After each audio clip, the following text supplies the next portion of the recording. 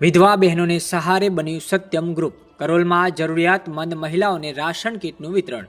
સાબરકાંઠા જિલ્લાના પ્રાંતિજ તાલુકાના કરોલ ગામે રાકેશસિંહના નિવાસસ્થાને સત્યમ ગ્રુપ દ્વારા સેવાકીય પહેલના ભાગરૂપે વિધવા બહેનોને રાશન કીટનું વિતરણ કરવામાં આવ્યું હતું.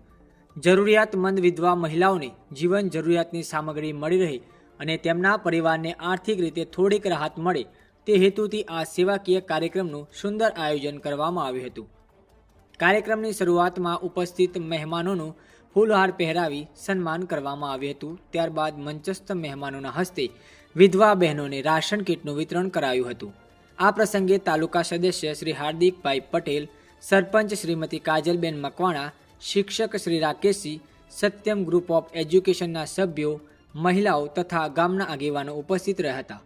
વિધવા મહિલાઓ માટે સત્યમ ગ્રુપની આ પહેલ માત્ર રાશન કીટનું વિતરણ નહીં, પરંતુ સમાજમાં એકલતાનો સામનો કરી રહેલી મહિલાઓની પ્રત્યે સહાનુભૂતિ, સંવેદના અને સહયોગનો સુંદર સંદેશ આપતી બની હતી.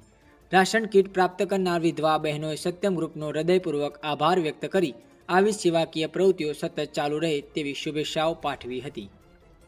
અહેવાલ અલ્પેશ નાયક.